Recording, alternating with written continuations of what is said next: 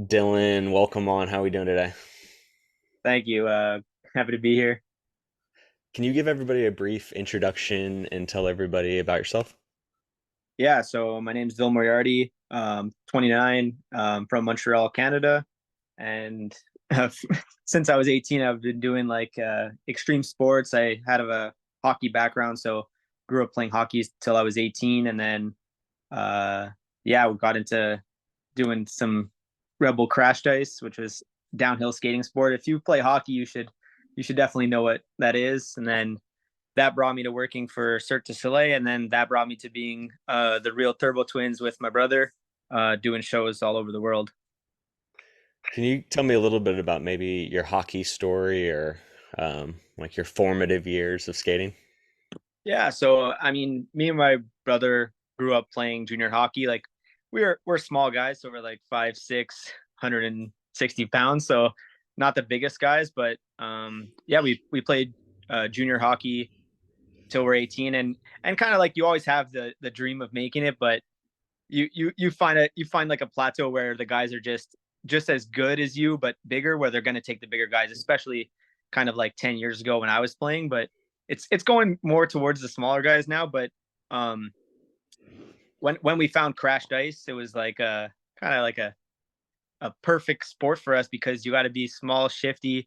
The gate starts got to be fast, which that's our biggest thing, is that we're really fast skaters. So then we found crash ice and did really well in that, and then it was on from there. We it's different skating without a stick, so that was a hard adjustment. But once you got that, then it was a lot of fun. How did you get into acro skating?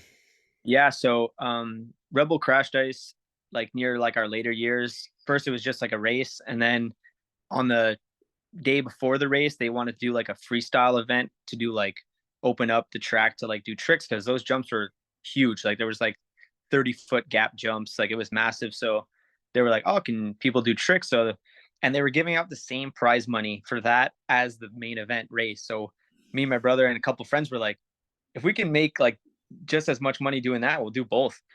So we got into the freestyle event, started doing like flips, spins, and stuff on ice, which I guess we had like not really like an acro background. We just had a trampoline in our backyard, and we loved going off diving boards. So we did like parkour. So we had some kind of background, but we were essentially just winging it. And a lot of videos that Rebel put out go viral. So Cirque du Soleil saw one of the freestyle events, and because we're from Montreal, they contacted us and were like, "Hey, they're based in Montreal, so they're like, hey, can you? We're doing a new ice show. Do you want to come test some ramps for us?" And we're like, "Yeah, no problem." So we get there and we're like in full hockey gear, jumping these ramps for them. It was hilarious, because they're like, "Who the hell are these guys?" And we started jumping their ramps, and they were cool. And me and my brother, after 10 minutes, got bored of jumping this. We're like, "Hey, let's do some tricks," because we did it in Rebel. And maybe like 2 weeks later, they contact us. We're like, "Hey, you guys want a contract to do this on a show?" And we're like, "Are you serious?" Like, we know what Cirque du Soleil is, and the level it takes to be in it, and we didn't know what we were getting into. But then we called one of our friends that did Rebel as well, and we're like, "Hey, Cirque's gonna send you a contract. Like, don't even look at it." He was 18 years old. This guy from France. His name's Martin Barreau. He's the craziest kid I've ever met in my life. I told him, I called him. I said, "Hey, we're traveling the world. You're getting paid good money. Like, just sign the contract. Don't even look at it." And he signed it. And then we worked for them for, yeah, 6 7 years through. It was crazy. We did like eight shows a week, uh, different city every week, 19 countries, like 200 cities, 1,000 shows. Like it was nuts. So it was a grind, but it was a lot of fun. You traveled the world with your friends and made good money doing it. And yeah, that was the transition. And then once you're on tour with all these amazing acrobats and hand balancers and stuff, you would definitely like learn from them. So definitely learning the acro side as well, being on tour definitely helped. So it was great. What are some of the maybe biggest jumps you've been on, or biggest obstacles, or coolest obstacles you've had a chance to skate? Yeah. So in in crashed ice, I think crashed ice has the biggest obstacles. Like it's crazy, especially when Rebel was running it because they built like huge tracks with scaffolding. Like any like Minnesota track had this like huge steep drop in. Germany had like a crazy kicker that I think people went like 80 kilometers an hour. So like I think that's like 50 something miles per hour on skates, which is nuts. And then just I think every track is just crazy, like for the speeds, and then you're also battling three other guys, so it gets crazy. In Edmonton, actually, after our race, one of our uh, friends was like, he's a Olympic bobsledder, and goes, "Hey, do you guys want to come skate down the track?" And we're like, "What?" And he goes, "Yeah, you can come like skate down it." We're like, "Sign us up." We took our skates, we went there, and we skated down the track in, I think it was in Edmonton, down the luge track, and we hit like, I think we hit like 70, 80. So same speeds as like a Red Bull track, or just as fast, but that was like a crazy experience. And then he took us down in the bobsled, which is even more crazy. So it was a lot of fun. I think that's like a crazy experience that you don't get to do ever, but that was a lot of fun. And then the jumps in cirque were still big, and there's like a huge jump from like this, like we called it the sky ramp. It was maybe like 25 feet, 30 feet in the air. um so it was big, but you're also training like your whole life, but also training 6 to 7 months every day to do a 7 minute act in the show. So it better be dialed in, if that makes sense. Like everyone in cirque is so precise because they trained their whole life, and they did like months and months of training those exact tricks that they're putting in the show to do them perfect. So once you get the muscle memory, the show is just fun to do, but it's not as hard as doing crashed ice or any other sport that the tracks change every week. You don't get a lot of time on them. It's kind of like the elements as well. Like the ice is super choppy. It's not like smooth ice. So there's a lot of elements in crashed ice that make it where you have to be like very adaptable and adjust to everything. I'm just now thinking of it. Your gear has to be somewhat specialized. Do you have any crazy customizations to your gear, or do you run stock skates and stock pads and everything?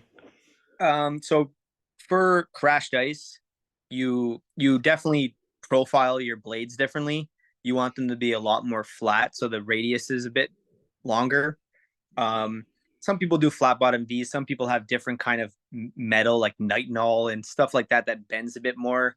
Some people like they do some kind of adjustments. They're also testing the ice to see how like hot it is or how hard it is, so that because some big guys going down the track, because you're going so fast, they have to cut their blades at like over an inch, like maybe an inch and a half, like really dull. You would think it's sharp, but they need to be dull because the track might be soft, but also you're going so fast that if you take the turn, you kind of want to glide. You don't ever want to catch an edge.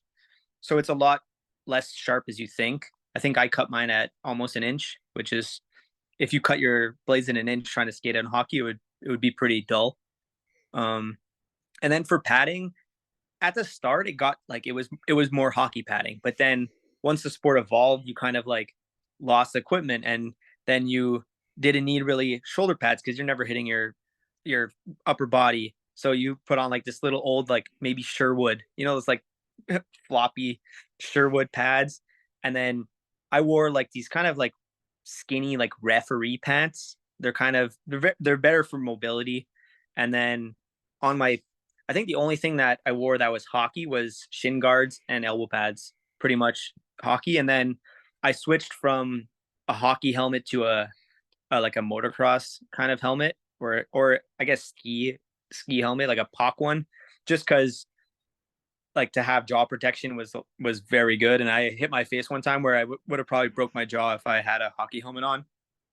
So I think everyone should switch to those if they keep the sport going, but not too many adjustments. Maybe a little less big gloves so that you can get a good gate start, but definitely a lot less than what you should like that you wear for hockey. I had a couple things. I had Ty from Tied In Blades on my podcast. He has one of the custom CNC machines that does profiling for skates, and so talking to him about how people should get their skates cut, and I'm definitely interested in that, and that's cool to know like how you would set up for something like that.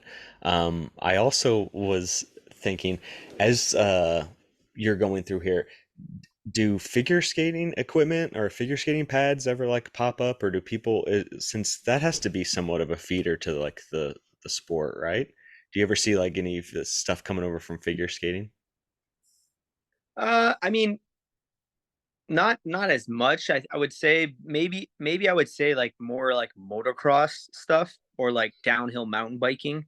I would say that stuff gets transitioned more over like kind of like the full on like gear where they zip it up and they have the spine protection. Because I mean, I seen some crazy injuries in crash ice, but it's more from the people who are less experienced and don't know what they're doing, and then they try to go full speed when they shouldn't. You kind of have got to take it gradually. Like even when I step on a new track, you take the runs super slow in sections, and then you do a full run through, and then you keep amping it up because the jumps come at you way different when you're going 30 kilometers an hour to 50. It's night and day difference. So when people try to go full speed when they're not ready, you can get seriously injured. So yeah, I think motocross is the biggest crossover. Definitely, like I would say, figure skaters maybe like help with like edge work stuff. But other than that, there's not too much padding from Yeah. figure skating. Maybe Do I you would say skiing stuff. Oh, skiing. Yeah, downhill skiing probably a Yeah. little bit. Do you know who Rob from Butt Ends is? Are you familiar with him? Mhm. So No, Butt Ends I heard of butt ends. Yeah. Buttons, they make like a silicone butt end so it doesn't tear up your glove. But the owner of that, he played professional hockey. His name's Rob. He has been working with a supplier to come up with a new version of a hockey helmet that's a full face hockey helmet that has a chin and it looks like a bike helmet or a motocross one. I'll send you a picture of it. He showed me Yeah. when I talked to him, and it looks really cool. And it's basically like you said, you don't realize how exposed when you skate your jaw and your chin are if you fall with your hands in front of you or fall to the side. And so he's developed this product where he plays with hockey with it and he looks like a robot because it's like a full Yeah. face covering. But so that's pretty cool. I'll send you a photo of that. Maybe that we can hook you two guys up together and he can get you a sick version of that. What are you up to now nowadays? Yeah. So nowadays, me and my brother started after we left Cirque for, I mean, because I started a family, so it was tough being on the road. So that's why I stopped performing with Cirque. There's the show's still going on for another year. I think they were just in like Abu Dhabi, and now they're going to Brazil, doing like more like South America and all that stuff. But um, it stops in a year. But me and my brother wanted to still perform, but kind of like on our own time with and making our own events, which is also better money, but also we can kind of decide which contracts we take and stuff. Um, and then yeah, so the first job we did was it was in Toronto. It was called the CNE. It was just like a an ice show event, and they wanted ramps. So uh, one company in Montreal. We did a show for them while we were working for Cirque, and they invested in making ramps, which isn't cheap. I think the ramps probably are like 6 to 8K a ramp. So if you have, we probably had like 60K worth of ramps, 60 to 100K. Yeah, it was a lot. So we actually they lend us the ramps to use for our events, which is super cool of them. But it's also there's no one else in the world that does extreme skating like ramp tricks. So if they're not going to rent them to us, they're just going to be kind of sitting there. So and they also if they ever do shows, we always do it for them because it's super fun. But yeah, we came up with real turbo twins like in like 2 weeks. It was super fast. I like AI generated like a whole bunch of names because I was like, I don't know what to call us. Like so I looked up like ice skating, ramps, jumps, fast, like speed, like, and it popped out like 20 names, and I was going through them like, and I think it was actually twin turbo.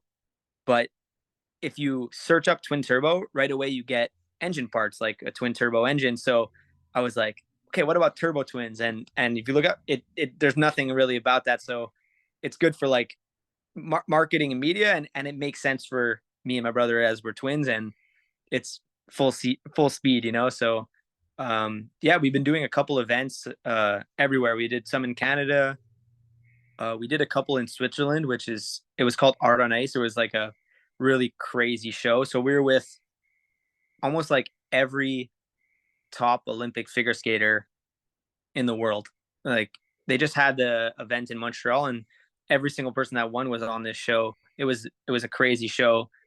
Super cool singers. They had like the Eurythmics, like Dave Stewart, and a couple other like big name like musicians on the show.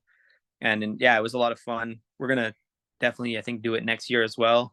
And then our main goal is to do intermission shows. That's our goal.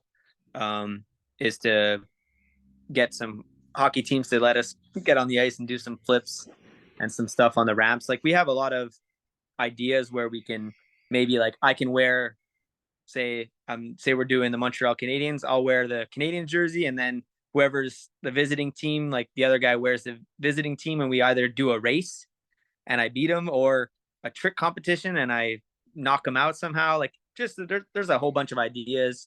We can even do like jump the ramps with t-shirt cannons. Like there's I think the possibilities are endless for intermission shows. But and then yeah, the I think the main goal is to do like NHL All-Star games and just kind of just show people what we do, because I feel like it's a cool mix between like the hockey world and then the acrobatic like inline skating jumping world. Like it's hard to find people that have both. That's why it's like kind of like when we started working for Cirque and was doing like the end of Crash Ice, you pretty much had to like make a person that can do it. Like we had to either take a rollerblader or a skier or somebody like that and teach them how to skate, or teach a skater how to do tricks or jump ramps. So I think it's tough to find a good balance and to get somebody that can do it. But yeah, I think it would be cool to see like NHLers reactions to the ramp jumping. Every time you guys post a video or post a part of your routine, I always repost it because I find that it's jaw dropping to see not only the speed that you guys attack the ramps at, but how far out you clear. You know, some of your guys' jumps are what, 8, 12, 15. You know, Yeah, you guys yeah. get out there, especially with Mm-hmm. the speed that you have and the tricks that you do. And I find that everybody I show it to is like, this is exciting. This is amazing. Like, I can Mm-hmm. only imagine you guys 20,000 fans at an intermission of an NHL game or the All-Star game, they drop the lights and then the lights come on, there's ramps on the ice. People are going to be like, "What the heck is this?" And then they see you go out there and throw like a sick grab or God forbid like a huge backflip or something crazy like the place would Mm-hmm. go insane. Um, do you think we should add ramps to hockey rinks? Should hockey rinks have ramps? I I think it's like for so kind of like what like our first video that went viral was I posted it as like ice skate park, like as like a kind of like a joke, because it was one of our trainings from Cirque. Like it was an old video, and we also had masks on because I reposted it from like 2 years ago. That so people were, and it kind of went viral because of that, because people were like, these guys are still wearing masks but doing crazy shit, and it was funny and it worked. But people were like, where is this ice skate park? Like I want to try it, you know? And like there was so many comments of people being like, I want to try it. And me and my brother were like, yeah, we want to eventually do like an extreme skating camp, like where we use our ramps and bring them to an arena and get people to come and maybe try to do like smaller jumps all the way to bigger jumps with a lot of mats, and just get kids and even adults that want to rip it, like get them interested and get them trying ramps. It would be a lot of fun. I think it's a little harder for like insurance purposes to probably gonna have to get everyone to sign waivers to get on these things. But we because first Cirque du Soleil, our first year, we were hitting like our main arenas were either NHL arenas or NBA arenas to do our shows. So all that sucked is that anytime we were in their barns, they were on the road. So we never got to see any kind of NHL players because we were always in their arena when they were on the road. But there was a couple times where like some injured players either like stayed back and they came to do PR stuff with us, where they came to watch our show, or retired players. When we were in Tampa Bay, Vinny Lecavilier came, which he was. I mean, he's a super cool guy, and he came brought his family, and he was like came backstage after, super nice, like asked us a whole bunch of questions, and was just like freaked out, like how do you guys do this stuff, like like same question, did you grow up playing hockey, like couldn't believe the speed and all that. And I think from there we had probably like 20 NHL guys see this, but are just like always freaked out on like how do you do that. And we had a couple ex Montreal Canadian NHLers try our little side ramps and just completely ate shit. And I wish we had the videos because they probably deleted all of them, and they never let another hockey player on the ice with us again because of like definitely insurance purposes and just stuff like that. And but it would I just it would be great just to um see NHLers reactions. Like I just want to post a video or send it to like a NHL teams and get like the players to watch it and just be like see the reaction to it. That's our like goal. I want the players to watch the intermission shows if we do it. I mean, I know they're going to be not only impressed, but I work with a handful of like ECHL, tier double A guy, skating guys, and a lot of them aren't as great as skaters as you think. And I think the Canadians are one of the teams at the start of the season. They made like all the guys do single foot edge work, and it really exposed like you think that these guys are all great skaters and great ability, but really they're just the best hockey players in the world. And Mm-hmm. so, like, there's a difference once you start disconnecting these things. And I know for a fact all of them think that, whether it's Crash Dice or you guys as Turbo Twins or Rob Warling or any of these like jumps, like, they're the Mm-hmm. first people that when the hockey players are always the guys that send me your videos because they see them and they're like, whoa, can you believe these guys are doing this? And so, um, do you think, Yeah, I got a question for you. Do you think we're ever going to see a backflip celebration in hockey? that would be sick. So you in hockey skates, like my friend and I've done it too, where you can backflip on flat ice, like a you can I've done it, and it's on hockey skates it's a little sketchy because you don't have like a toe pick, or you have to like kind of like inch out your edges and kind of pop off of it. But we've done it on flat ice, so it's a possibility. I just like I said, a lot of the videos that I post, some of them that go viral are like the controversial ones that I say like, hey, tag an NHLer that can do this, or do you think an NHLer could do this? And majority of the comments are like, oh, they can all do it. And I'm like it's to me it's funny because I know how good some of the skaters are, but if you put them on that quarter pipe that we had in Crystal, like in our show, it's like a 12-foot drop in quarter pipe. You put I would say 90% of them would walk up to the top and go, "Yeah, I'm not doing that." And then the other 10 like and it's hard to like justify it to people because they're making millions of dollars, they'll never do that. And I understand that. They're not going to risk their job to do ramps, but I'm just saying hypothetically, if they didn't have a job that they would do, like 90% of them would be too scared to do it either way. And then I would say it's not even about the skating ability. It's about like the different like balance and like stability you need like in the air. And I think it's just a different animal where definitely they can learn to do it. If I had like I think like I don't even know who I would it would and it would have to be like a smaller skater as well.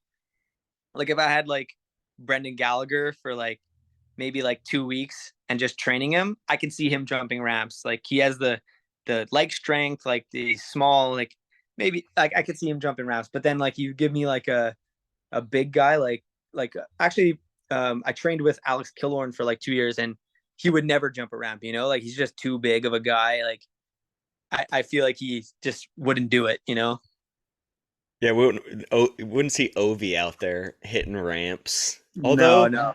although if you watch some of Evil Knievel's like really old stuff, he kind of had the same like gut and the same build as Ovi. Like, like he's a tank. Like Yeah, he that he guy. could. I mean, that's what I mean. You never know. Actually never know who would send it. You have like those senders that are just, you have to have that mentality as well. Like especially in crashed ice, you have to have that mentality of like no breaks. Because if you're gonna break, you're gonna get burned. Like you're gonna get beat by a lot. And it was crazy because I feel like in time you had time trials, and then you did the race, and your time trial based where you were going to be ranked and who you were racing. So if you finish first in time trials, you get gate choice. You get to burst like the worst guys in the first rounds. So it gave you a whole bunch of advantages to time trial well. And one of our friends from Canada, we always talked about like time trials, and he was never good at time trials, and he's like, I never even broke. Like how am I 2 seconds behind you guys? And 2 seconds on a 35-40 second track is huge. Like it's like 40 feet. Like it's massive. And he's like, I don't get how I'm that far behind. And we took a run with him, and it's hard to tell people like the mentality of it where you can't like break, but also too, you can't think like in 100 feet, there's a crazy ramp that I can only take at 70%. So maybe 100 feet before, he'll be going 70 from the 100 feet before to the ramp and then take it. And he didn't slow down, but he was going 70. Where for us, I would go 100 till I split second before this ramp, break down to 70. So I'm braking, but I'm going 100 to it, break down to 70, take the jump like he would take, and then full speed again. Where that 30% for 100 feet just saved me zero point 0.3 seconds, or you know what I mean. And that throughout the whole track, if you do that, it makes a difference. Where now that I'm not racing anymore, I can tell people that. But people have done that, like, and people do that where they don't realize how to time trial or take like the race lines or take the time trial lines like outside in to keep your speed and don't have any friction on your blades, instead of taking like inside so that you're in a race. You take inside to block people out, where if you go outside in, someone's going to pass you on the inside. But in time trials, you're alone. You want to take the fastest line. So your line in time trials to get the fastest time is so different than racing. So people never really understood that, and it helped us time trial good. I think me and my brother always time trialed in the top 10, just based on that. That's why they call you the Turbo Twins. That's it. Full speed. Hey, I'll let you go out of here. I know you're a recent addition father. You added a second one, so I won't take too much of your time here. But you guys are on a quest to get 10,000 followers and do That's the it. All-Star Game intermission this year. So where can people like support you? Where can people find you? How do people support you? Yeah. So my main posting platform is Instagram. I do pretty much all my posts on there. So you could follow us at real_turbo_twins. Um, yeah, I post everything on there. I do some kind of TikTok stuff, and it's the same name. But most of the stuff's on Instagram, and if you want to reach out, it's on Instagram. Um, yeah, that's pretty much it. And then yeah, we're gonna be just we. I think I more want like the exposure for people to see it, and also the exposure to get it to more people. Like if I can do this and get more people to do it, like you said, I can start doing ice ramps and skate in like at hockey rinks and get people to come and try them, and it would be a lot of fun to pretty much start a new sport. Yeah, I agree. Well, thanks for joining me and chatting. This has been fascinating. I think what you guys do is so cool, and keep it turbo, I guess. Is there anything uh, else you want to add before we get out of here? Anything that ways people can support you, or anything you're looking for, any challenges or anything? yeah, no, just thanks for having me, and yeah, just support us by just liking the videos, sharing them, maybe trying to, if people know some hockey players out there that either want to come try them or react to a video and send it to us, that'd be great. It would be fun to see some even like high level hockey players just reacting to seeing us jump ramps would be crazy. That's cool. Well, maybe I'll have to get out there too and get a pair of skates, and we'll Hey, arrange some time in one of these podcasts. I'll come out and hit a few ramps, and you can show me a few things. I'm definitely intrigued by it. I wonder if I could do it. I grew up inline skating, aggressive skating, and stuff, and nice. so I always watch that, and I'm like, I wonder what that's like. But like you said, looking down a 12-foot vert or across a 12-foot gap, everybody's is brave up until those points, so I wonder how I do. So I got to work on my backflip too, because that's I'm gonna bring the backflip to hockey, I think. So hey, There you go. Dylan, thanks for joining me today. You take it easy. I will Thanks. I'll chop this up and I'll post it private, like link on YouTube. You can look at it, review it, and then 24 hours after, like, you're like, yeah, it's cool, I'll like make it public. I only get like 100 views, but I've got a Ah, couple it's of good. that. I only YouTube isn't I don't get a ton of views from it, but Instagram I'll get like 30 or 40,000 views when I chop up these videos on the couple Nice. accounts that I have. So hopefully I can share the clips on Instagram, since that's like your bigger platform, and we'll see if we can get some views or get. I know a couple NHLers and a couple retired guys. I'll like tag them and share them and see if we can't blow you Perfect. guys up and get you to the All-Star game. I appreciate you taking time to join me today. I know you didn't have to, but I really No, appreciate it. I think what you guys do is so cool. So, thanks, brother. Yeah, no, if definitely if we get the ramps to the All Star game, you're gonna have to come out and try some ramps. That'd be cool. hell yeah. Well, take it easy. I You will too, man. I'll message you when Yeah, this keep stuff keep in comes up. touch.